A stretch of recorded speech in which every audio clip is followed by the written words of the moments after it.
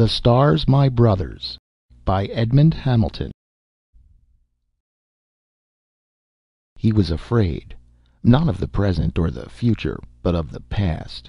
He was afraid of the thing tagged Reed Kieran, that stiff, blind, voiceless thing wheeling its slow orbit around the moon, companion to dead worlds and silent space. Section 1. Something tiny went wrong, but no one ever knew whether it was in an electric relay or in the brain of the pilot. The pilot was Lieutenant Charles Wandek, UNRC, home address 1677 Anstey Avenue, Detroit. He did not survive the crash of his ferry into Wheel 5. Neither did his 3 passengers, a young French astrophysicist, an East Indian expert on magnetic fields, and a 40-year-old man from Philadelphia who was coming out to replace a pump technician. Someone else who did not survive was Reed Kieran, the only man in Wheel 5 itself to lose his life. Kieran, who was 36 years old, was an accredited scientist employee of UNRC, home address 815 Elm Street, Midland Springs, Ohio. Kieran, despite the fact that he was a confirmed bachelor, was in Wheel 5 because of a woman. But the woman who had sent him there was no beautiful love lost. Her name was Gertrude Lemmiken. She was 19 years old and overweight, with a fat, stupid face. She suffered from head colds and sniffed constantly in the Ohio College classroom where Kieran taught physics too. One March morning, Kieran could bear it no longer. He told himself, if she sniffs this morning, I'm through. I'll resign and join the UNRC. Gertrude sniffed.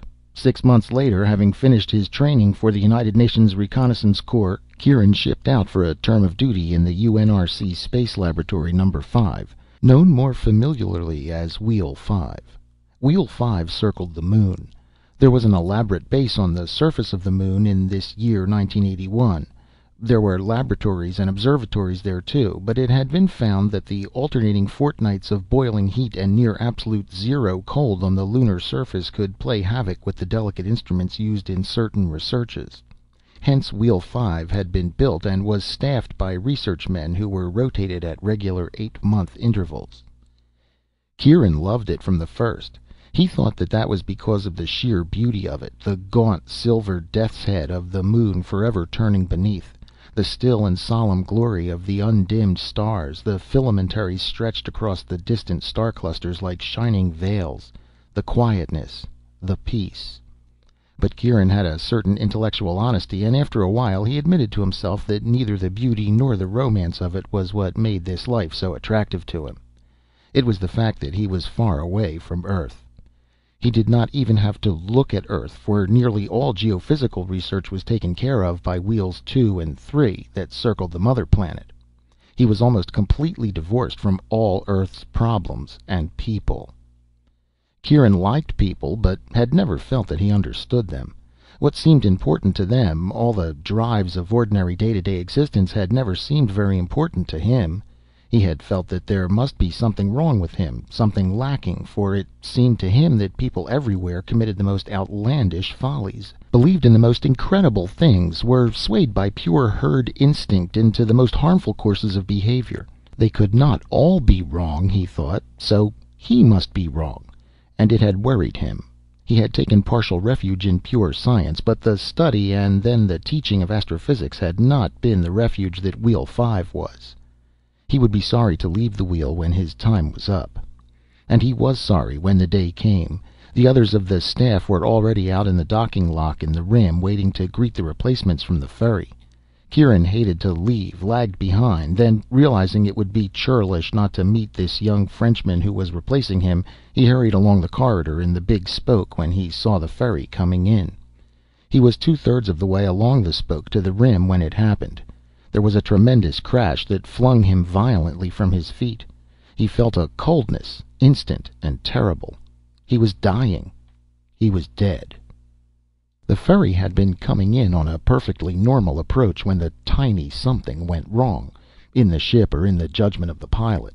Its drive rockets suddenly blasted on full. It heeled over sharply. It smashed through the big starboard spoke like a knife through butter. Wheel 5 staggered, rocked, and floundered. The automatic safety bulkheads had all closed, and the big spoke, section T2, was the only section to blow its air, and Kieran was the only man caught in it. The alarms went off, and while the wreckage of the ferry, with the 3 dead men in it, was still drifting close by, everyone in the wheel was in his pressure suit, and emergency measures were in full force. Within 30 minutes it became evident that the wheel was going to survive this accident. It was edging slowly out of orbit from the impetus of the blow, and in the present weakened state of the construction its small corrective rockets could not be used to stop the drift. But Maloney, the UNRC captain commanding, had got first reports from his damage control teams, and it did not look too bad. He fired off peremptory demands for the repair materials he would need, and was assured by UNRC headquarters at Mexico City that the ferries would be loaded and on their way as soon as possible. Maloney was just beginning to relax a little when a young officer brought up a minor but vexing problem. Lieutenant Vinson had headed the small party sent out to recover the bodies of the 4 dead men. In their pressure suits they had been pawing through the tangled wreckage for some time, and young Vinson was tired when he made his report. "We have all 4 alongside, sir. The 3 men in the ferry were pretty badly mangled in the crash. Kieran wasn't physically wounded, but died from space asphyxiation." The captain stared at him. "Alongside? Why didn't you bring them in? They'll go back in one of the ferries to Earth for burial." "But—" Vinson started to protest. Maloney interrupted sharply. "You need to learn a few things about morale, Lieutenant. You think it's going to do morale here any good to have 4 dead men floating alongside where everyone can see them? Fetch them in and store them in one of the holds." Vinson, sweating and unhappy now, had visions of a black mark on his record, and determined to make his point. "But about Kieran, sir, he was only frozen. Suppose there was a chance to bring him back." "Bring him back? What the devil are you talking about?" Vinson said, "I read they're trying to find some way of restoring a man that gets space frozen. Some scientists down at Delhi University. If they succeeded, and if we had Kieran still intact in space—" "Oh, hell, that's just a scientific pipe dream. They'll never find a way to do that," Maloney said. "It's all just theory." "Yes, sir," Vinson said, hanging his head. "We've got trouble enough here without you bringing up ideas like this," the captain continued angrily. "Get out of here." Vinson was now completely crushed. "Yes, sir. I'll bring the bodies in." He went out. Maloney stared at the door and began to think. A commanding officer had to be careful, or he could get skinned alive. If by some remote chance this Delhi idea ever succeeded, he, Maloney, would be in for it for having Kieran buried. He strode to the door and flung it open, mentally cursing the young snotty who had had to bring this up. "Vinson!" he shouted. The lieutenant turned back, startled. "Yes, sir?" "Hold Kieran's body outside. I'll check on this with Mexico City." "Yes, sir." Still angry, Maloney shot a message to personnel at Mexico City. That done, he forgot about it. The buck had been passed. Let the boys sitting on their backsides down on Earth handle it. Colonel Hausman, second in command to Personnel Division of UNRC, was the man to whom Maloney's message went. He snorted loudly when he read it, and later, when he went in to report to Garces, the brigadier commanding the division, he took the message with him. "Maloney must be pretty badly rattled by the crash," he said. "Look at this." Garces read the message, then looked up. "Anything to this? The Delhi experiments, I mean?" Hausman had taken care to brief himself on that point, and was able to answer emphatically. "Damned little. Those chaps in Delhi have been playing around, freezing insects and thawing them out, and they think the process might be developed someday to where it could revive frozen spacemen. It's an iffy idea. I'll burn Maloney's backside off for bringing it up at a time like this." Garces, after a moment, shook his head. "No. Wait. Let me think about this." He looked speculatively out of the window for a few moments. Then he said, "Message Maloney that this one chap's body, what's his name, Kieran, is to be preserved in space against a chance of future revival." Hausman nearly blotted his copybook by exclaiming, "For God's sake!" He choked that down in time and said, "But it could be centuries before a revival process is perfected, if it ever is." Garces nodded. "I know. But you're missing the psychological point that could be valuable to UNRC. This Kieran has relatives, doesn't he?" Hausman nodded. "A widowed mother and a sister. His father's been dead a long time. No wife or children." Garces said, "If we tell them he's dead, frozen in space, and then buried, it's all over with. Won't those people feel a lot better if we tell them that he's apparently dead, but might be brought back when a revival technique is perfected in the future?" "I suppose they'd feel better about it," Haussmann conceded, "but I don't see—" Garces shrugged. "Simple. We're only really beginning in space, you know, and as we go on, UNRC is going to lose a number of men, space-struck just like Kieran. A howl will go up about our casualty lists. It always does. But if we can say that they're only frozen until such a time as revival technique is achieved, everyone will feel better about it." "I suppose public relations are important," Haussmann began to say, and Garces nodded quickly. "They are. See that this is done. When you go up to confer with Maloney, make sure that it gets onto the video networks. I want everyone to see it." Later, with many cameras and millions of people watching, Kieran's body in a pressure suit was ceremoniously taken to a selected position where it would orbit the moon. All suggestions of the funerary were carefully avoided. The space-struck man, nobody at all referred to him as dead, would remain in this position until a revival process was perfected. "Until forever," thought Haussmann, watching sourly. "I suppose Garces is right, but they'll have a whole graveyard here as time goes on." As time went on, they did. Section 2. In his dreams, a soft voice whispered. He did not know what it was telling him, except that it was important. He was hardly aware of its coming. The times it came, there would be the quiet murmuring, and something in him seemed to hear and understand, and then the murmur faded away, and there was nothing but the dreams again. But were they dreams? Nothing had form or meaning. Light, darkness, sound, pain, and not pain flowed over him. Flowed over who? Who was he? He did not even know that. He did not care. But he came to care. The question vaguely nagged him. He should try to remember. There was more than dreams and the whispering voice. There was— what? If he had one real thing to cling to put his feet on and climb back from. One thing, like his name. He had no name. He was no one. Sleep and forget it. Sleep and dream and listen. Kieran. It went across his brain like a shattering bolt of lightning, that word. He did not know what the word was or what it meant, but it found an echo somewhere in his brain, screamed it. Kieran. Not his brain alone. His voice was gasping it harshly and croakingly. His lungs seemed on fire as they expelled the word. He was shaking. He had a body that could shake, that could feel pain, that was feeling pain right now. He tried to move, to break the nightmare, to get back again to the vague dreams and the soothing whisper. He moved, his limbs thrashed leadenly, his chest heaved and panted, his eyes opened. He lay in a narrow bunk in a very small metal room. He looked slowly around. He did not know this place. The gleaming white metal walls and ceiling was unfamiliar. There was a slight, persistent, tingling vibration in everything that was unfamiliar too. He was not in Wheel 5. He had seen every cell in it, and none of them were like this. Also, there lacked the persistent, susurrant sound of the ventilation pumps. "Where—" "You're in a starship, Kieran. A starship." Something back in his mind told him that, but of course it was ridiculous, a quirk of the imagination.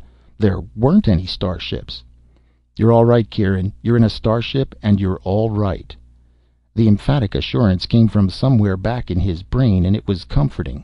He didn't feel very good. He felt dopey and sore, but there was no use worrying about it when he knew for sure he was all right. The hell he was all right. He was in someplace new, someplace strange, and he felt half sick, and he was not all right at all. Instead of lying here on his back listening to comforting lies from his imagination, he should get up, find out what was going on, what had happened. Of a sudden, memory began to clear. What had happened? Something, a crash, a terrible coldness. Kieran began to shiver. He had been in Section T2 on his way to the lock, and suddenly the floor had risen under him and Wheel 5 had seemed to crash into pieces around him. The cold, the pain. "You're in a starship. You're all right." For God's sake, why did his mind keep telling him things like that, things he believed? For if he did not believe them, he would be in a panic, not knowing where he was, how he had come here. There was panic in his mind, but there was a barrier against it, the barrier of the soothing reassurances that came from he knew not where. He tried to sit up. It was useless. He was too weak. He lay, breathing heavily.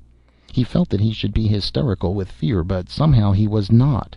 That barrier in his mind prevented it. He had decided to try shouting when a door in the side of the little room slid open and a man came in. He came over and looked down at Kieran. He was a young man, sandy-haired, with a compact, chunky figure and a flat, hard face. His eyes were blue and intense, and they gave Kieran the feeling that this man was a wound-up spring. He looked down and said, "How do you feel, Kieran?" Kieran looked up at him. He asked, "Am I in a starship?" "Yes." "But there aren't any starships." "There are. You're in one," the sandy-haired man added. "My name is Valiant." "It's true what he says," murmured the something in Kieran's mind. "Where? How?" Kieran began. Valiant interrupted his stammering question. "As to where, we're quite away from Earth, heading right now in the general direction of Altair. As to how—" He paused, looking keenly down at Kieran. "Don't you know how?" "Of course I know. I was frozen, and now I have been awakened, and time has gone by." Valiant, looking searchingly down at his face, showed a trace of relief. "You do know, don't you? For a moment I was afraid it hadn't worked." He sat down on the edge of the bunk. "How long?" asked Kieran. Valiant answered as casually as though it was the most ordinary question in the world. "A bit over a century." It was wonderful, thought Kieran, how he could take a statement like that without getting excited. It was almost as though he'd known it all the time. "How—" he began, when there was an interruption. Something buzzed thinly in the pocket of Valiant's shirt. He took out a thin 3-inch disc of metal and said sharply into it, "Yes?" A tiny voice squawked from the disc. It was too far from Kieran for him to understand what it was saying, but it had a note of excitement, almost of panic, in it. Something changed, hardened, in Valiant's flat face. He said, "I expected it. I'll be right there. You know what to do." He did something to the disc and spoke into it again. "Paula, take over here." He stood up. Kieran looked at him, feeling numb and stupid. "I'd like to know some things." "Later," said Valiant. "We've got troubles. Stay where you are." He went rapidly out of the room. Kieran looked after him, wondering, troubles? Troubles in a starship? And a century had passed? He suddenly felt an emotion that shook his nerves and tightened his guts. It was beginning to hit him now. He sat up in the bunk and swung his legs out of it and tried to stand, but could not. He was too weak. All he could do was to sit there, shaking. His mind could not take it in. It seemed only minutes ago that he had been walking along the corridor in Wheel 5. It seemed that Wheel 5 must exist, that the Earth, the people, the time he knew must still be somewhere out there. This could be some kind of joke or some kind of psychological experiment. That was it. The space medicine boys were always making way out experiments to find out how men would bear up in unusual conditions, and this must be one of them. A woman came into the room. She was a dark woman who might have been 30 years old, and who wore a white shirt and slacks. She would, he thought, have been good-looking if she had not looked so tired and so edgy. She came over and looked down at him and said to him, "Don't try to get up yet. You'll feel better very soon." Her voice was a slightly husky one. It was utterly familiar to Kieran, and yet he had never seen this woman before. Then it came to him. "You were the one who talked to me," he said, looking up at her. "In the dreams, I mean." She nodded. "I'm Paula Ray, and I'm a psychologist. You had to be psychologically prepared for your awakening." "Prepared?" The woman explained patiently. "Hypnopedic technique, establishing facts in the subconscious of a sleeping patient. Otherwise it would be too terrific a shock for you when you awakened. That was proved when they first tried reviving space-struck men 40 or 50 years ago." The comfortable conviction that this was all a fake, an experiment of some kind, began to drain out of Kieran. But if it was true— He asked with some difficulty, "You say that they found out how to revive space-frozen men that long ago?" "Yes." "Yet it took 40 or 50 years to get around to reviving me?" The woman sighed. "You have a misconception. The process of revival was perfected that long ago, but it has been used only immediately after a wreck or disaster. Men or women in the old space cemeteries have not been revived." "Why not?" he asked carefully. "Unsatisfactory results," she said. They could not adjust psychologically to the changed conditions. They usually became unbalanced. Some suicides and a number of cases of extreme schizophrenia resulted. It was decided that it was no kindness to the older space-struck cases to bring them back. "But you brought me back." "Yes." "Why?" "There were good reasons." She was clearly evading that question. She went on quickly.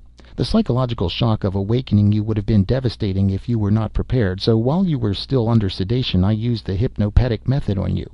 Your unconscious was aware of the main facts of the situation before you awoke, and that cushioned the shock." Kieran thought of himself lying frozen and dead in a graveyard that was space, bodies drifting in orbit, circling slowly around each other as the years passed in a macabre saraband. A deep shiver shook him. Because all space-struck victims were in pressure suits, dehydration was not the problem it could have been, Paula was saying, but it's still a highly delicate process. He looked at her and interrupted roughly. "What reasons?" And when she stared blankly, he added, "You said there were good reasons why you picked me for revival. What reasons?" Her face became tight and alert. "You were the oldest victim in point of date. That was one of the determining factors." "Look," said Kieran, "I'm not a child, nor a savage yet. You can drop the patronizing professional jargon and answer my question." Her voice became hard and brittle. "You're new to this environment. You wouldn't understand if I told you." "Try me." "All right," she answered. "We need you as a symbol in a political struggle we're waging against the Sakae." "The Sakae?" "I told you that you couldn't understand yet," she answered impatiently, turning away. "You can't expect me to fill you in on a whole world that's new to you in 5 minutes." She started toward the door. "Oh no," said Kieran, "you're not going yet." He slid out of the bunk. He felt weak and shaky, but resentment energized his flaccid muscles. He took a step towards her. The lights suddenly went dim, and a bull-throated roar sounded from somewhere, an appalling sound of raw power. The slight tingling that Kieran had felt in the metal fabric around him abruptly became a vibration so deep and powerful that it dizzied him, and he had to grab the stanchion of the bunk to keep from falling. Alarm had flashed into the woman's face. Next moment, from some hidden speaker in the wall, a male voice yelled sharply, "Overtaken! Prepare for extreme evasion!" "Get back into the bunk," she told Kieran. "What is it?" "It may be," she said with a certain faint viciousness, "that you're about to die a second time." Section 3. The lights dimmed to semi-darkness, and the deep vibration grew worse. Kieran clutched the woman's arm. "What's happening?" "Damn it, let me go," she said. The exclamation was so wholly familiar in its human angriness that Kieran almost liked her for the first time. But he continued to hold on to her, although he did not feel that with his present weakness he could hold her long. "I've a right to know," he said. "All right, perhaps you have," said Paula. Our group, are operating against authority. We've broken laws in going to Earth and reviving you, and now authority is catching up to us." "Another ship? Is there going to be a fight?" "A fight?" She stared at him, and shock and then faint repulsion showed in her face. "But of course, you come from the old time of wars. You would think that." Kieran got the impression that what he had said had made her look at him with the same feelings he would have had when he looked at a decent, worthy savage who happened to be a cannibal. "I always felt that bringing you back was a mistake," she said with a sharpness in her voice. "Let me go!" She wrenched away from him, and before he could stop her she had got to the door and slid it open. He woke up in time to lurch after her, and he got his shoulder into the door opening before she could slide it shut. "Oh, very well, since you insist, I'm not going to worry about you," she said rapidly, and turned and hurried away. Kieran wanted to follow her, but his knees were buckling under him. He hung to the side of the door opening. He felt angry, and anger was all that kept him from falling over. He would not faint, he told himself. He was not a child, and would not be treated like one. He got his head outside the door. There was a long and very narrow corridor out there, blank metal with a few closed doors around it. One door, away down toward the end of the corridor, was just sliding shut. He started down the corridor, steadying himself with his hand against the smooth wall. Before he had gone more than a few steps, the anger that pushed him began to ebb away. Of a sudden, the mountainous and incredible fact of his being here, in this place, this time, this ship, came down on him like an avalanche from which the hypnopedic preconditioning would no longer protect him. I am touching a starship.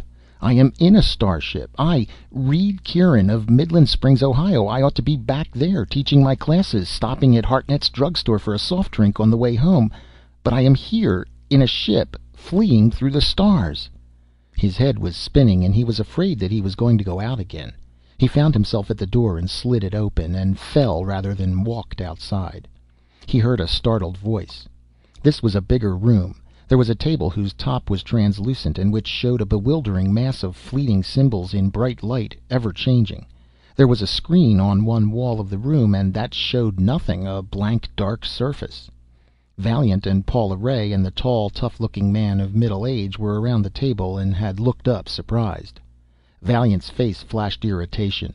"Paula, you were supposed to keep him in his cabin." "I didn't think he was strong enough to follow," she said. "I'm not," said Kieran, and pitched over. The tall, middle-aged man reached and caught him before he hit the floor and eased him into a chair. He heard, as though from a great distance, Valiant's voice saying irritatedly, "Let Paula take care of him, Webber. Look at this. We're going to cross another rift." There were a few minutes then when everything was very jumbled up in Kieran's mind. The woman was talking to him. She was telling him that they had prepared him physically as well as psychologically for the shock of revival, and that he would be quite all right, but had to take things more slowly. He heard her voice, but paid little attention. He sat in the chair and blankly watched the two men who hung over the table and its flow of brilliant symbols. Valiant seemed to tighten up more and more as the moments passed, and there was still about him the look of a coiled spring, but now the spring seemed to be wound to the breaking point. Webber, the tall man with the tough face, watched the fleeting symbols, and his face was stony. "Here we go," he muttered, and both he and Valiant looked up at the blank black screen on the wall. Kieran looked too. There was nothing. Then in an instant the blackness vanished from the screen, and it framed a vista of such cosmic, stunning splendor that Kieran could not grasp it. Stars blazed like high fires across the screen, loops and chains and shining clots of them. This was not too different from the way they had looked from Wheel 5. But what was different was that the starry firmament was partly blotted out by vast rifted ramparts of blackness, ebon cliffs that went up to infinity. Kieran had seen astronomical photographs like this and knew what the blackness was. Dust. A dust so fine that its percentage of particles in space would be a vacuum on Earth. But here, where it extended over parsecs of space, it formed a barrier to light. There was a narrow rift here between the Titan cliffs of darkness, and he, the ship he was in, was fleeing across that rift. The screen abruptly went black again. Kieran remained sitting and staring at it. That incredible fleeting vision had finally impressed the utter reality of all this upon his mind. They, this ship, were far from Earth, very far, in one of the dust clouds in which they were trying to lose pursuers. This was real. "We'll have got another fix on us as we've crossed for sure," Valiant was saying in a bitter voice. "They'll have the net out for us. The pattern will be shaping now, and we can't slip through it." "We can't," said Webber. "The ship can't. But the flitter can, with luck." They both looked at Kieran. "He's the important one," Webber said. "If a couple of us could get him through." "No," Paula said. "We couldn't. As soon as they caught the ship and found the flitter gone, they'd be after him." "Not to Sako," said Webber. "They'd never figure that we'd take him to Sako." "Do I have a word in this?" asked Kieran between his teeth. "What?" asked Valiant. "This. The hell with you all. I'll go no place with you or for you." He got a savage satisfaction from saying it. He was tired of sitting there like a booby while they discussed him, but he did not get the reaction from them he had expected. The two men merely continued to look thoughtfully at him. The woman sighed. "You see? There wasn't time enough to explain it to him. It's natural for him to react with hostility." "Put him out and take him along," said Webber. "No," said Paula sharply. "If he goes out right now, he's liable to stay out. I won't answer for it." "Meanwhile," said Valiant with an edge to his voice, "the pattern is forming up. Have you any suggestions, Paula?" She nodded. "This." She suddenly squeezed something under Kieran's nose, a small thing that she had produced from her pocket without his noticing it in his angry preoccupation with the two men. He smelled a sweet, refreshing odor, and he struck her arm away. "Oh, no, you're not giving me any more dopes." Then he stopped, for suddenly it all seemed wryly humorous to him. "A bunch of bloody incompetents," he said, and laughed. This is the one thing I would have never dreamed, that a man could sleep and wake up in a starship and find the starship manned by blunderers." "Euphoric," said Paula to the two men. At that, Webber said sourly, "There may be something in what he says about us." Valiant turned on him and said fiercely, "If that's what you think." Then he controlled himself and said tightly, "Quarreling's no good. We're in a box, but we can maybe still put it over if we get this man to Sako. Webber, you and Paula take him in the flitter." Kieran rose to his feet. "Fine," he said gaily. "Let's go in the flitter. Whatever that is. I'm already bored with starships." He felt good. Very good. He felt a little drunk. Not enough to impede his mental processes, but enough to give him a fine devil-may-care indifference to what happened next. So it was only the spray Paula had given him. It still made his body feel better and removed his shock and worry and made everything seem suddenly rather amusing. "Let us to Sako in the flitter," he said. "After all, I'm living on velvet. I might as well see the whole show. I'm sure Sako, wherever it is, will be just as full of human folly as Earth was." "He's euphoric," Paula said again, but her face was stricken. "Of all the people in that space cemetery, we had to pick one who thinks like that," said Valiant, with a sort of restrained fury. "You said yourself that the oldest one would be the best," said Webber. "Sako will change him." Kieran walked down the corridor with Webber and Paula, and he laughed as he walked. They had brought him back from nothingness without his consent, violating the privacy of death, or near death, and now something that he had just said had bitterly disappointed them. "Come along," he said buoyantly to the two. "Let us not lag. Once aboard the flitter, and the girl is mine." "Oh, for God's sake, shut up," said Webber. Section 4. It was ridiculous to be flying the stars with a bad hangover, but Kieran had one. His head ached dully. He had an unpleasant metallic taste in his mouth, and his former ebullience had given way to a dull depression. He looked sourly around. He sat in a confined little metal coop of a cabin, hardly enough in which to stand erect. Paula Ray, in a chair a few feet away, was sleeping, her head on her breast. Webber sat forward in what appeared to be a pilot chair, with a number of crowded control banks in front of it. He was not doing anything to the controls. He looked as though he might be sleeping too. That was all. A tiny metal room, blank metal walls, silence. They were presumably flying between the stars at incredible speeds, but there was nothing to show it. There were no screens such as the one he had seen in the ship, to show by artful scanning devices what vista of suns and darknesses lay outside. "A flitter," Webber had informed him, "just doesn't have room for the complicated apparatus that such scanners require. Seeing is a luxury you dispense with in a flitter. We'll see when we get to Sako." After a moment he added, "If we get to Sako." Kieran had merely laughed then, and had promptly gone to sleep. When he had awakened, it had been with the euphoria all gone, and with his present hangover. "At least," he told himself, "I can truthfully say that this one wasn't my fault.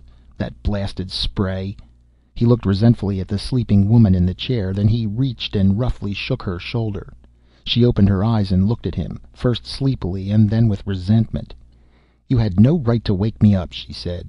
Then, before Kieran could retort, she seemed to realize the monumental irony of what she had just said, and she burst into laughter. "I'm sorry," she said. "Go ahead, say it. I had no right to wake you up." "Let's come back to that," said Kieran after a moment. "Why did you?" Paula looked at him ruefully. "What I need now is a 10-volume history of the last century, and time enough for you to read it. But since we don't have either—" She broke off. Then, after a pause, she added, "Your date was 1981, wasn't it? It and your name were on the tag of your pressure suit." "That's right." "Well, then, back in 1981, it was expected that men would spread out into the stars, wasn't it?" Kieran nodded. "As soon as they had a workable high-speed drive. Several drives were being experimented with even then." "One of them, the Flournoy principle, was finally made workable," she said. She frowned. "I'm trying to give you this briefly, and I keep straying into details." "Just tell me why you woke me up." "I'm trying to tell you," she said candidly. "Were you always so damned hateful, or did the revivification process do this to you?" Kieran grinned. "All right, go ahead." Things happened pretty much as people foresaw back in 1981, she said. The drive was perfected. The ships went out to the nearer stars. They found worlds. They established colonies from the overflowing population of Earth. They found human indigenous races on a few worlds.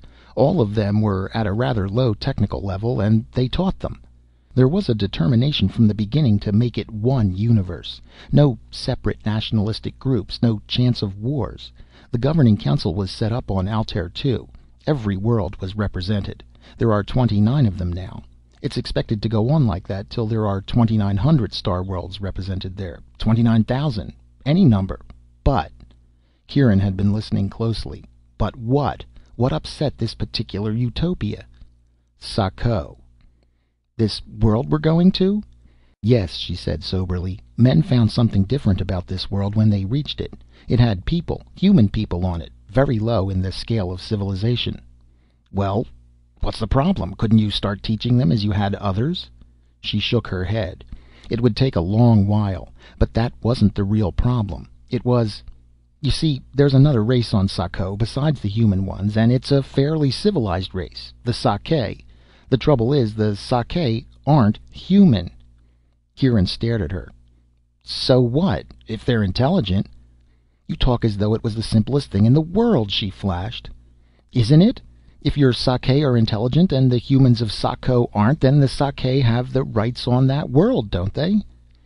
She looked at him, not saying anything, and again she had that stricken look of one who has tried and failed. Then from up forward, without turning, Webber spoke. What do you think now of Valiant's fine idea, Paula? It can still work, she said, but there was no conviction in her voice. If you don't mind, said Kieran with an edge to his voice, I'd still like to know what this Sako business has to do with reviving me. The Sake rule the humans on that world, Paula answered. There are some of us who don't believe they should. In the council we're known as the Humanity Party, because we believe that humans should not be ruled by non-humans. Again Kieran was distracted from his immediate question, this time by the phrase non-human. These Sake, what are they like? They're not monsters, if that's what you're thinking of, Paula said. They're bipeds, lizardoid rather than humanoid, and are a fairly intelligent and law-abiding lot. If they're all that, and higher in development than the humans, why shouldn't they rule their own world? Demanded Kieran. Webber uttered a sardonic laugh. Without turning, he asked, Shall I change course and go to Altair? No, she said. Her eyes flashed at Kieran, and she spoke almost breathlessly. You're very sure about things you just heard about, aren't you? You know what's right, and you know what's wrong, even though you've only been in this time, this universe, for a few hours.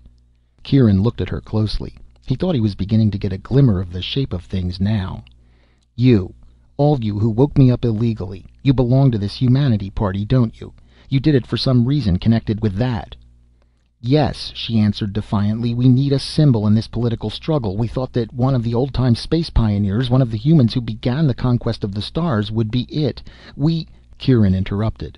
I think I get it. It was really considerate of you to drag a man back from what amounts to death for a party rally. Old-time space hero condemns non-humans. It would go something like that, wouldn't it? Listen, she began. Listen, hell, he said. He was hot with rage, shaking with it. I am glad to say that you could not have possibly picked a worse symbol than me. I have no more use for the idea of the innate sacred superiority of one species over another than I had for that of one kind of man over another. Her face changed. From an angry woman, she suddenly became a professional psychologist, coolly observing reactions. It's not the political question you really resent, she said. You've wakened to a strange world, and you're afraid of it. In spite of all the pre-awakening preparation we gave your subconscious, you're afraid, and so you're angry. Kieran got a grip on himself. He shrugged. What you say may be true, but it doesn't change the way I feel. I will not help you one damned bit. Webber got up from his seat and came back towards them, his tall form stooping. He looked at Kieran and then at the woman. We have to settle this right now, he said. We're getting near enough to Sako to go out of drive. Are we going to land, or aren't we? Yes, said Paula steadily. We're landing. Webber glanced again at Kieran's face. But if that's the way he feels... Go ahead and land, she said. Section 5. It was nothing like landing in a rocket. First there was the business referred to as going out of drive. Paula made Kieran strap in, and she said, "You may find this unpleasant, but just sit tight, it doesn't last long." Kieran sat stiff and glowering, prepared for anything, and determined not to show it no matter how he felt. Then Webber did something to the control board, and the universe fell apart. Kieran's stomach came up and stuck in his throat. He was falling, up, down, sideways. He didn't know. But whichever it was, not all the parts of him were falling at the same rate. Or perhaps it was not all in the same direction. He didn't know that either. But it was an exceptionally hideous feeling. He opened his mouth to protest, and all of a sudden he was sitting normally in the chair in the normal cabin and screaming at the top of his lungs. He shut up. Paula said, "I told you it would be unpleasant." "So you did," said Kieran. He sat sweating. His hands and feet were cold. Now for the first time he became aware of motion. The flitter seemed to hurtle forward at comet-like speed. Kieran knew that this was merely an ironic little joke, because now they were proceeding at something in the range of normal velocity, whereas before their speed had been quite beyond his comprehension. But he could comprehend this. He could feel it. They were going like a bat out of hell, and somewhere ahead of them was a planet, and he was closed in, blind, a mouse in a nose cone. His insides writhed with helplessness and the imminence of a crash. He wanted very much to start screaming again, but Paula was watching him. In a few moments that desire became academic. A whistling shriek began faintly outside the hull and built swiftly to a point where nothing could have been heard above it. Atmosphere. And somewhere under the blind wall of the flitter a rock-hard world face, reeling and rushing, leaping to meet them. The flitter slowed. It seemed to hang motionless, quivering faintly. Then it dropped. Express elevator to the world's tallest building, top to bottom. Only the elevator is a bubble, and the wind is tossing it from side to side as it drops, and there is no bottom. They hung again, bounding lightly on the unseen wind, then down, and hang again, and down. Paula said suddenly, Webber, I think he's dying." She began to unstrap. Kieran said faintly, "Am I turning green?" She looked at him, frowning. "Yes." "A simple old malady. I'm seasick. Tell Webber to quit playing hummingbird and put this thing down." Paula made an impatient gesture and tightened her belt again. Hang and drop, once more, twice more. A little rocking bounce, a light thump. Motion ceased. Webber turned a series of switches. Silence. Kieran said, "Air?" Webber opened a hatch in the side of the cabin. Light poured in. It had to be sunlight, Kieran knew, but it was a queer color, a sort of tawny orange that carried a pleasantly burning heat. He got loose with Paula helping him and tottered to the hatch. The air smelled of clean, sun-warmed dust and some kind of vegetation. Kieran climbed out of the flitter, practically throwing himself out in his haste. He wanted solid ground under him. He didn't care whose or where. And as his boots thumped onto the red ochre sand, it occurred to him that it had been a very long time since he had had solid ground underfoot. A very long time indeed. His insides knotted up again, and this time it was not seasickness but fear. And he was cold all through again, in spite of the hot new sun. He was afraid, not of the present nor of the future, but of the past. He was afraid of the thing tagged Reed Kieran, the stiff, blind, voiceless thing wheeling its slow orbit around the moon, companion to dead worlds and dead space, brother to the cold and the dark. He began to tremble. Paula shook him. She was talking, but he couldn't hear her. He could only hear the rush of eternal darkness past his ears, the thin squeak of his shadow brushing across the stars. Webber's face was somewhere above him, looking angry and disgusted. He was talking to Paula, shaking his head. They were far away. Kieran was losing them, drifting away from them on the black tide. Then suddenly there was something like an explosion, a crimson flare across the black, a burst of heat against the cold. Shocked and wild, the physical part of him clawed back to reality. Something hurt him. Something threatened him. He put his hand to his cheek and it came away red. Paula and Webber were yanking at him, trying to get him to move. A stone whizzed past his head. It struck the side of the flitter with a sharp clack and fell. Kieran's nervous relays finally connected. He jumped for the open hatch. Automatically he pushed Paula ahead of him, trying to shield her, and she gave him an odd, startled look. Webber was already inside. More stones rattled around, and one grazed Kieran's thigh. It hurt. His cheek was bleeding freely. He rolled inside the flitter and turned to look back out the hatch. He was mad. "Who's doing it?" he demanded. Paula pointed. At first Kieran was distracted by the strangeness of the landscape.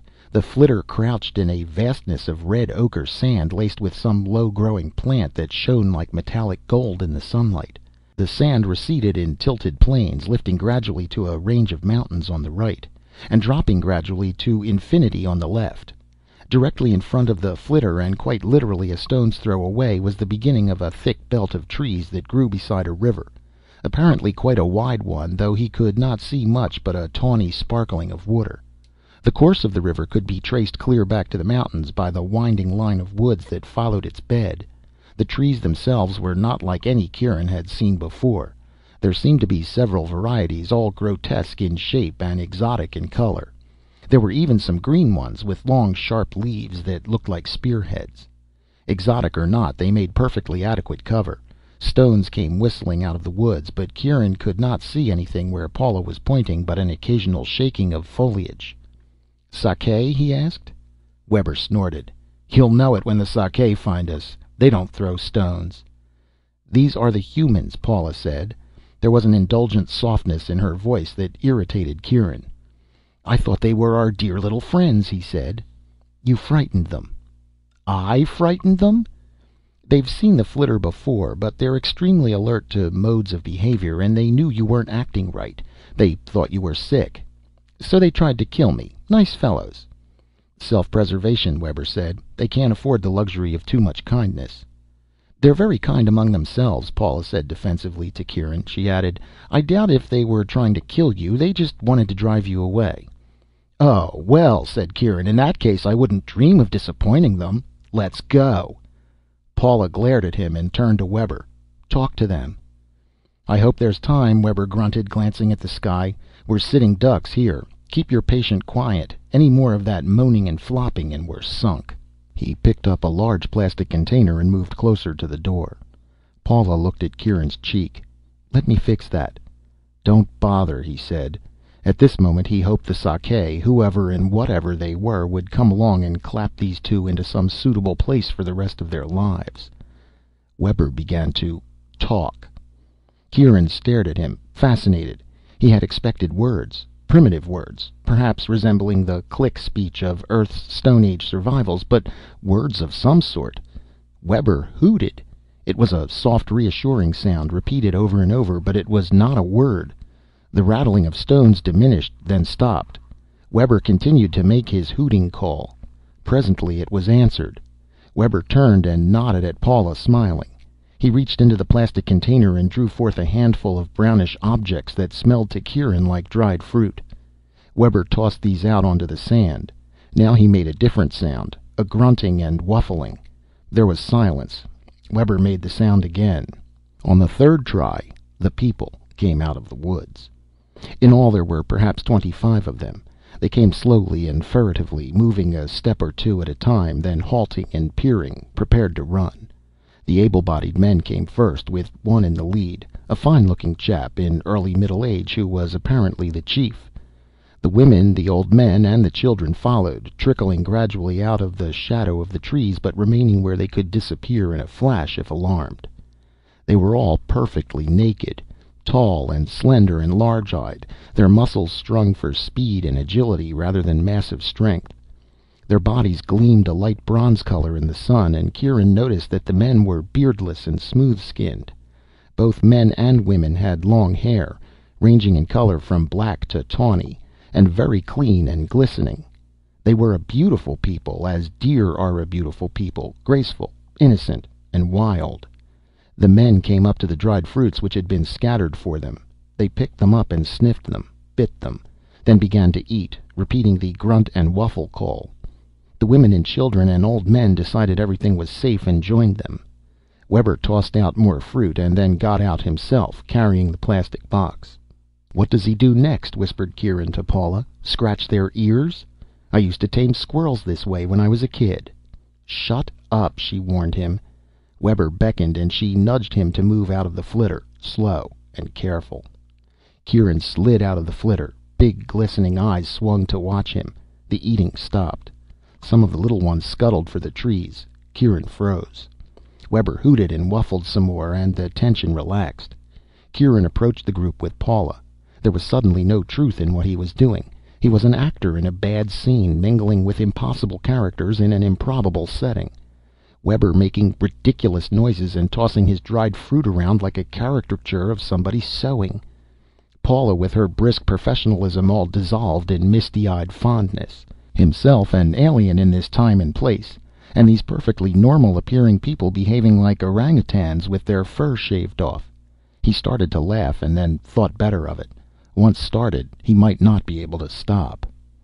"Let them get used to you," Webber said softly. Paula obviously had been here before. She had begun to make noises too, a modified hooting, more like a pigeon's call. Kieran just stood still. The people moved in around them, sniffing, touching. There was no conversation, no laughing or giggling, even among the little girls. A particularly beautiful young woman stood just behind the chief, watching the strangers with big yellow cat eyes. Kieran took her to be the man's daughter. He smiled at her. She continued to stare, deadpanned and blank-eyed, with no answering flicker of a smile. It was as though she had never seen one before. Kieran shivered. All this silence and unresponsiveness became eerie. "I'm happy to tell you," he muttered to Paula, "that I don't think much of your little pets." She could not allow herself to be sharply angry.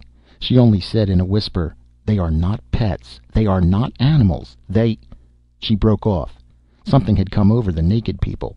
Every head had lifted, every eye had turned away from the strangers. They were listening. Even the little ones were still.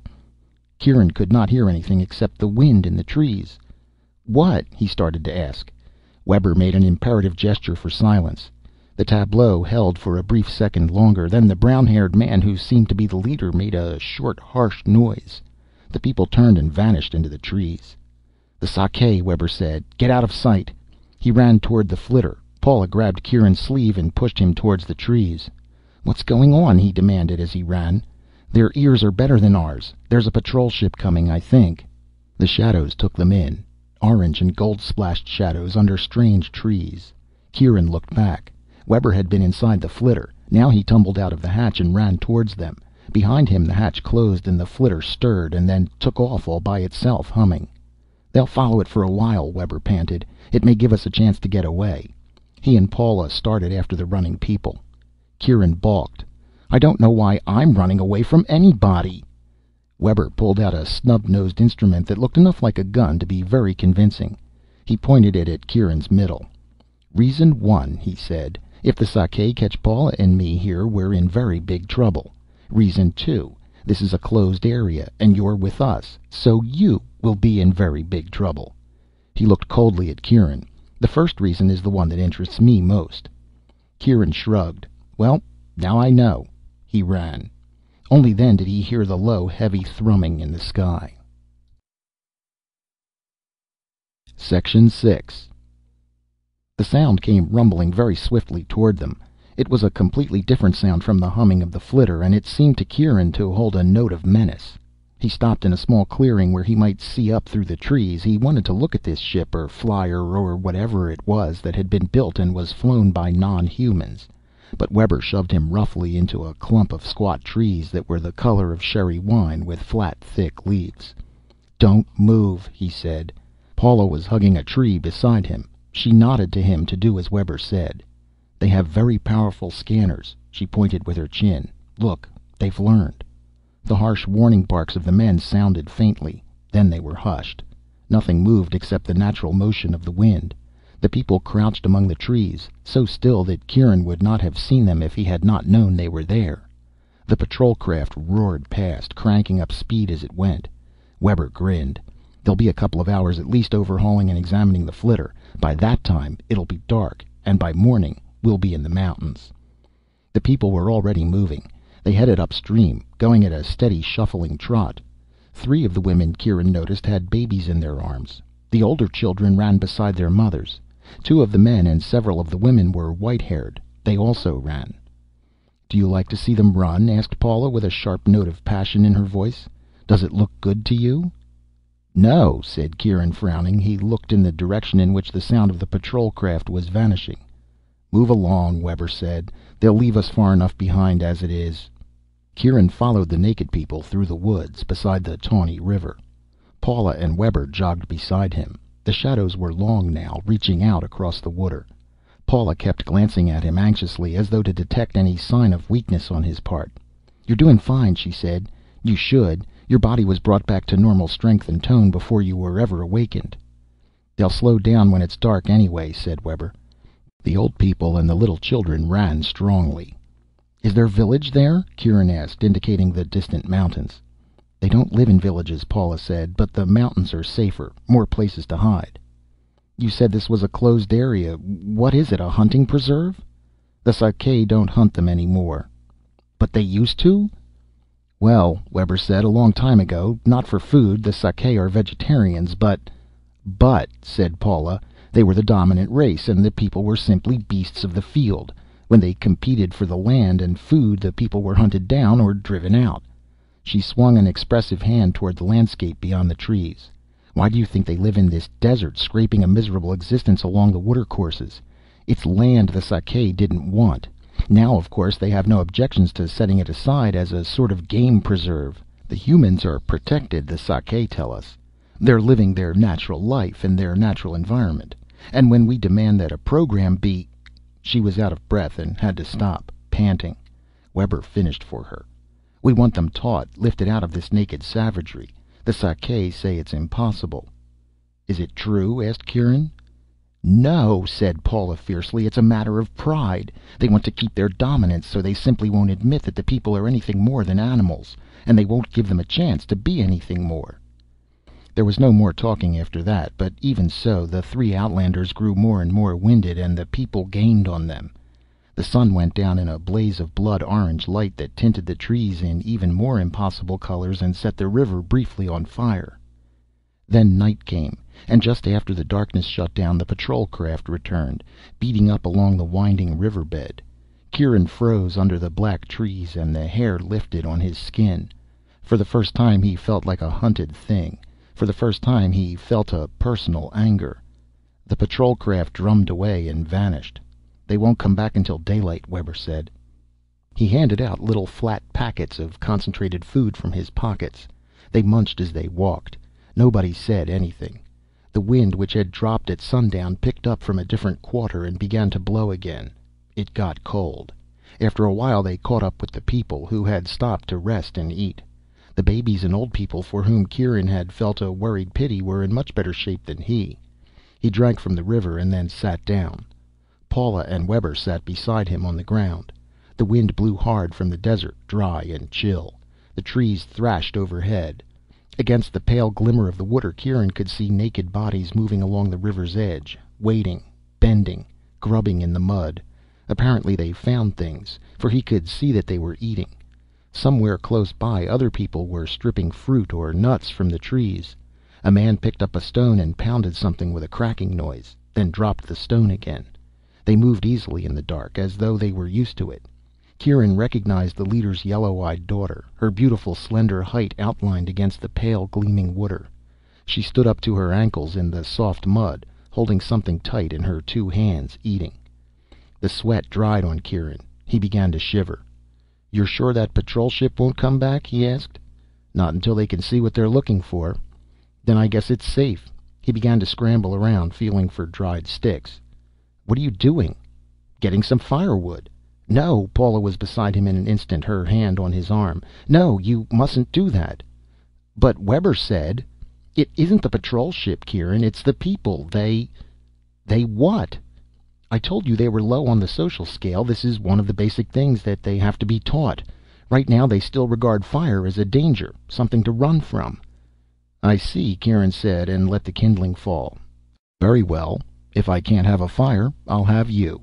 Your body will warm me." He pulled her into his arms. She gasped, more in astonishment, he thought, than alarm. "What are you talking about?" "That's a line from an old movie. From a number of old movies, in fact. Not bad, eh?" He held her tight. She was definitely female. After a moment he pushed her away. "That was a mistake. I want to be able to go on disliking you without any qualifying considerations." She laughed, a curiously flat little sound. "Was everybody crazy in your day?" she asked, and then, "Reed?" It was the first time she had used his given name. "What?" "When they threw stones, and we got back into the flitter, you pushed me ahead of you. You were guarding me. Why?" He stared at her, or rather at the pale blur of her standing close to him. "Well, it's always been sort of the custom for the men to... But now that I think of it, Webber didn't bother." "No," said Paula. "Back in your day, women were still taking advantage of the dual standard, demanding complete equality with men, but clinging to their special status. We've got beyond that." "Do you like it? Beyond, I mean?" "Yes," she said. "It was good of you to do that, but..." Webber said, "They're moving again. Come on." The people walked this time, strung out in a long line between the trees and the water, where the light was a little better and the way more open. The three outlanders tagged behind, clumsy in their boots and clothing. The long hair of the people blew in the wind, and their bare feet padded softly, light and swift. Kieran looked up at the sky. The trees obscured much of it, so that all he could see was some scattered stars overhead, but he thought that somewhere a moon was rising. He asked Paula, and she said, "Wait, you'll see." Night and the river rolled behind them. The moonlight became brighter, but it was not at all like the moonlight Kieran remembered from long ago and far away. That had a cold tranquility to it, but this light was neither cold nor tranquil. It seemed somehow to shift color, too, which made it even less adequate for seeing than the white moonlight he was used to. Sometimes, as it filtered through the trees, it seemed ice green, and again it was reddish or amber or blue. They came to a place where the river made a wide bend, and they cut across it, clear of the trees. Paula touched Kieran's arm and pointed. "Look."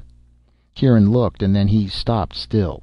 The light was not moonlight, and its source was not a moon. It was a globular cluster of stars, hung in the sky like a swarm of fiery bees, a burning and pulsing of many colors, diamond white and gold, green and crimson, peacock blue and smoky umber. Kieran stared, and beside him Paula murmured, "I've been on a lot of planets, but none of them have anything like this." The people moved swiftly on, paying no attention at all to the sky. Reluctantly, Kieran followed them into the obscuring woods. He kept looking at the open sky above the river, waiting for the cluster to rise high so he could see it. It was some time after this, but before the cluster rose clear of the trees, that Kieran got the feeling that something or someone was following them. Section 7. He had stopped to catch his breath and shake an accumulation of sand out of his boots. He was leaning against a tree with his back to the wind, which meant that he was facing their back trail, and he thought he saw a shadow move where there was nothing to cast a shadow. He straightened up, with the little trip hammers of alarm beating all over him, but he could see nothing more. He thought he might have been mistaken. Just the same, he ran to catch up with the others. The people were moving steadily. Kieran knew that their senses were far keener than his, and they were obviously not aware of any danger other than the basic one of the sake. He decided that he must have been seeing things, but an uneasiness persisted. He dropped behind again, this time on purpose, after they had passed a clearing. He stayed hidden behind a tree trunk and watched. The cluster light was bright now, but very confusing to the eye. He heard a rustling that he did not think was wind, and he thought that something started to cross the clearing and then stopped, as though it had caught his scent. Then he thought that he heard rustling at both sides of the clearing, stealthy sounds of stalking that closed in towards him. Only the wind, he told himself, but again he turned to run. This time he met Paula coming back to look for him. "Reed, are you all right?" she asked. He caught her arm and pulled her around and made her run. "What is it? What's the matter?" "I don't know." He hurried with her until he could see Webber ahead, and beyond them the bare backs and blowing hair of the people. "Listen," he said. "Are there any predators here?" "Yes," Paula said, and Webber turned sharply around. "Have you seen something?" "I don't know. I thought I did. I'm not sure." "Where?" "Behind us." Webber made the harsh, barking danger call, and the people stopped. Webber stood looking back the way they had come. The women caught the children, and the men fell back to where Webber stood. They looked and listened, sniffing the air. Kieran listened too, but now he did not hear any rustlings except the high thrashing of the branches. Nothing stirred visibly, and the wind would carry away any warning scent. The men turned away. The people moved on again. Webber shrugged. "You must have been mistaken, Kieran." "Maybe. Or maybe they just can't think beyond the elementary. If they don't smell it, it isn't there. If something is after us, it's coming upwind, the way any hunting animal works. A couple of the men ought to circle around and—" "Come on," said Webber wearily. They followed the people beside the river. The cluster was high now, a hive of suns reflected in the flowing water, a kaleidoscopic rippling of colors. Now the women were carrying the smaller children. The ones too large to be carried were lagging behind a little. So were the aged. Not much yet. Kieran, conscious that he was weaker than the weakest of these, looked ahead at the dim bulk of the mountains and thought that they ought to be able to make it. He was not at all sure that he would. The river made another bend. The trail lay across the bend, clear of the trees. It was a wide bend, perhaps 2 miles across the neck. Ahead, where the trail joined the river again, there was a rocky hill. Something about the outlines of the hill seemed wrong to Kieran, but it was too far away to be sure of anything. Overhead, the cluster burned gloriously. The people set out across the sand. Webber looked back. "You see," he said. "Nothing." They went on.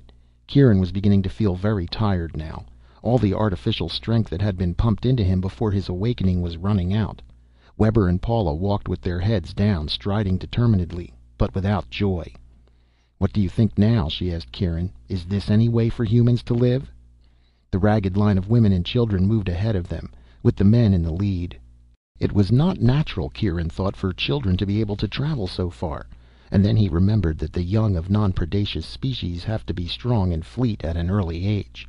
Suddenly one of the women made a harsh, shrill cry. Kieran looked where she was looking, off to the left, to the river and the curving line of trees. A large black shadow slipped across the sand. He looked behind him. There were other shadows, coming with long, easy bounds out of the trees, fanning out in a shallow crescent. They reminded Kieran of some animal he had once seen in a zoo, a partly cat-like, partly dog-like beast. A cheetah, he thought it had been called, only the cheetah was spotted like a leopard, and these creatures were black with stiff, upstanding ears. They bayed, and the coursing began. "Nothing," said Kieran bitterly. "I count 7. Webber said, "My God, The people ran. They tried to break back to the river and the trees that could be climbed to safety, but the hunters turned them. Then they fled blindly forward, toward the hill. They ran with all their strength, making no sound. Kieran and Webber ran with them, with Paula between them. Webber seemed absolutely appalled. "Where's that gun you had?" Kieran panted. "It's not a gun, it's only a short-range shocker," he said. "It wouldn't stop these things. Look at them." They bounded, sporting around them, howling with a sound like laughter.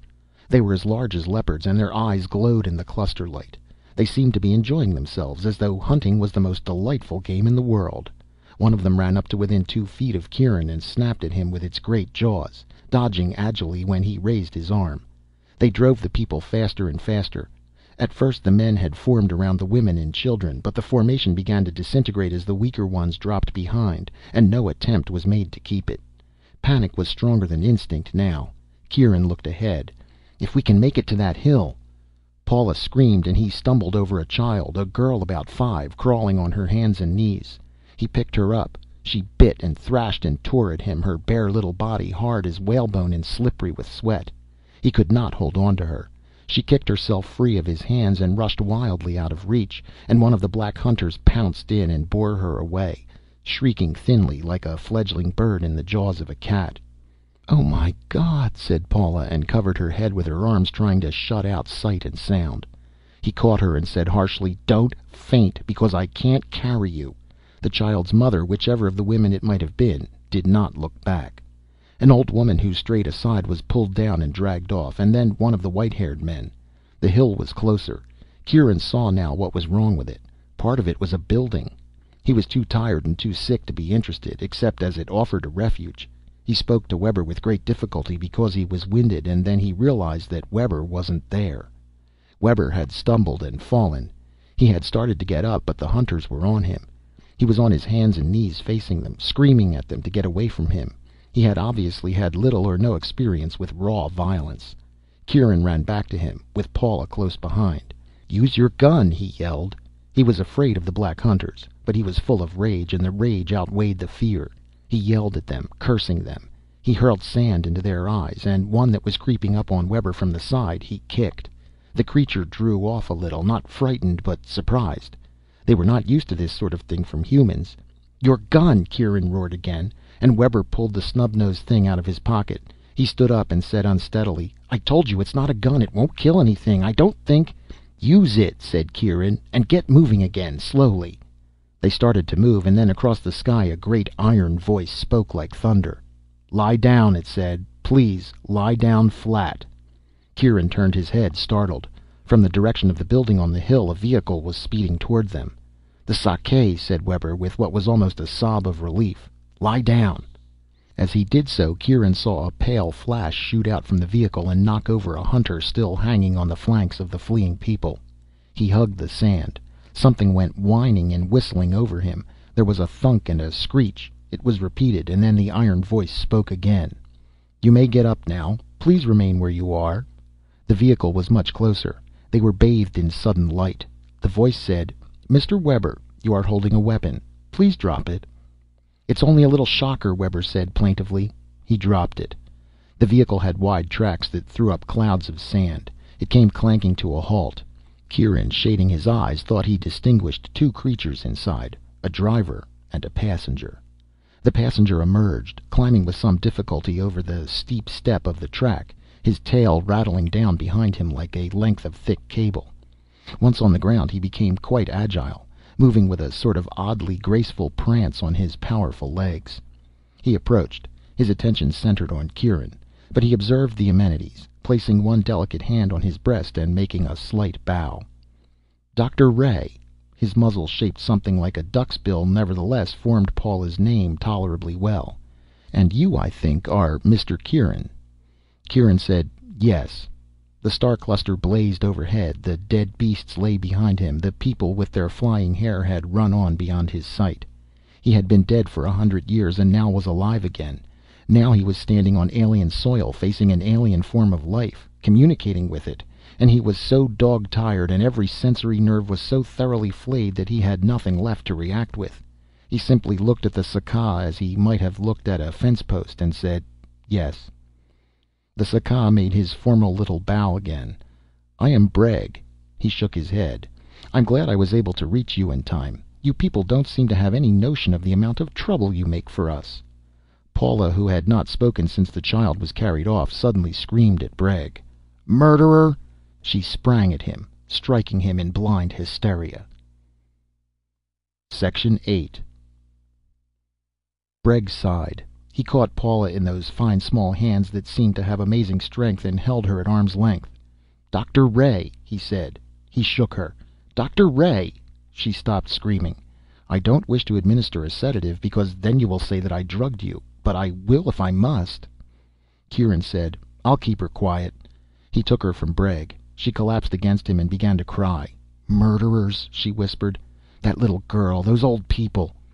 Webber said, "You could exterminate those beasts. You don't have to let them hunt the people like that. It's "Unhuman is the word you want," said Bregg. His voice was exceedingly weary. "Please get into the car." They climbed in. The car churned around and sped back toward the building. Paula shivered, and Kieran held her in his arms. Webber said after a moment or two, "How did you happen to be here, Bregg?" "When we caught the flitter and found it empty, it was obvious that you were here with the people, and it became imperative to find you before you came to harm. I remembered that the trail ran close by this old outpost building, so I had the patrol ship drop us here with an emergency vehicle." Kieran said, "You knew the people were coming this way?" "Of course." Bregg sounded surprised. "They migrate every year at the beginning of the dry season. How do you suppose Webber found them so easily?" Kieran looked at Webber. He asked, "Then they weren't running from the Sakae?" "Of course they were," Paula said. "You saw them yourself, cowering under the trees when the ship went over." "The patrol ships frighten them," Bregg said, "sometimes to the point of stampeding them, which is why we use them only in emergencies. The people do not connect the ships with us." "That," said Paula flatly, "is a lie." Bregg sighed. "Enthusiasts always believe what they want to believe. Come and see for yourself." She straightened up. "What have you done to them?" "We've caught them in a trap," said Bregg, "and we are presently going to stick needles into them. A procedure necessitated by your presence, Dr. Ray. They're highly susceptible to imported viruses, as you should remember. One of your little parties of do-gooders succeeded in wiping out a whole band of them not too many years ago. So, inoculations and quarantine." Lights had blazed up in the area near the building. The car sped toward them. Kieran said slowly, "Why don't you just exterminate the hunters and have done with them?" "In your day, Mr. Kieran, yes, I've heard all about you. In your day, did you on Earth exterminate the predators so that their natural prey might live more happily?" Bregg's long muzzle and sloping skull were profiled against the lights. "No," said Kieran, "we didn't. But in that case, they were all animals." "Exactly," said Bregg. "No. Wait, Dr. Ray. Spare me the lecture. I can give you a much better reason than that. One even you can't quarrel with. It's a matter of ecology. The number of humans destroyed by these predators annually is negligible, but they do themselves destroy an enormous number of small creatures with which the humans compete for their food. If we exterminated the hunters, the small animals would multiply so rapidly that the humans would starve to death." The car stopped beside the hill at the edge of the lighted area. A sort of makeshift corral of wire fencing had been set up, with wide wings to funnel the people into the enclosure, where a gate was shut on them. Two Sakae were mounting guard as the party from the car approached the corral. Inside the fence, Kieran could see the people, flopped around in positions of exhaustion. They did not seem to be afraid now. A few of them were drinking from a supply of water provided for them. There was food scattered for them on the ground. Bregg said something in his own language to one of the guards, who looked surprised and questioned him, then departed, springing strongly on his powerful legs. "Wait," said Bregg. They waited, and in a moment or two the guard came back, leading one of the black hunting beasts on a chain. It was a female, somewhat smaller than the ones Kieran had fought with, and having a slash of white on the throat and chest. She howled and sprang up on Bregg, butting her great head into his shoulder, wriggling with delight. He petted her, talking to her, and she laughed, dog-like, and licked his cheek. "They domesticate well," he said. "We've had a tame breed for centuries." He moved a little closer to the corral, holding tight to the animal's chain. Suddenly she became aware of the people. Instantly the good-natured pet turned into a snarling fury. She reared on her hind legs and screamed, and inside the corral the people roused up. They were not frightened now. They spat and chattered, clawing up sand and pebbles and bits of food to throw through the fence. Bregg handed the chain to the guard, who hauled the animal away by main force. Paula said coldly, "If your point was that the people are not kind to animals, my answer is that you can hardly blame them." "A year ago," Bregg said, "some of the people got hold of her two young ones. They were torn to pieces before they could be saved, and she saw it. I can't blame her either." He went on to the gate and opened it and went inside. The people drew back from him. They spat at him too, and pelted him with food and pebbles. He spoke to them, sternly, in the tone of one speaking to unruly dogs, and he spoke words in his own tongue. The people began to shuffle about uneasily. They stopped throwing things. He stood waiting. The yellow-eyed girl came sidling forward and rubbed herself against his thigh, head, shoulder, and flank. He reached down and stroked her, and she whimpered with pleasure and arched her back. "Oh, for God's sake," said Kieran, "let's get out of here." Later they sat wearily on fallen blocks of cement inside a dusty, shadowy room of the old building.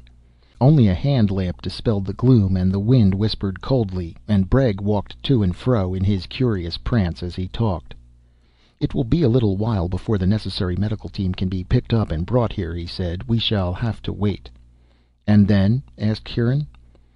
"First to—" Bregg used a word that undoubtedly named a city of the Sakae, but that meant nothing to Kieran. "And then to Altair 2. This, of course, is a council matter." He stopped and looked with bright, shrewd eyes at Kieran.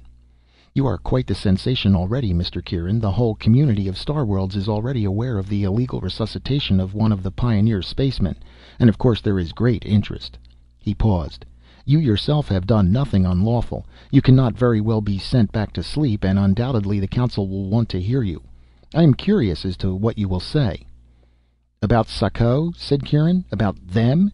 He made a gesture toward a window through which the wind brought the sound of stirring, of the gruntings and wufflings of the corralled people. "Yes, about them." "I'll tell you how I feel," Kieran said flatly. He saw Paula and Webber lean forward in the shadows. "I'm a human man.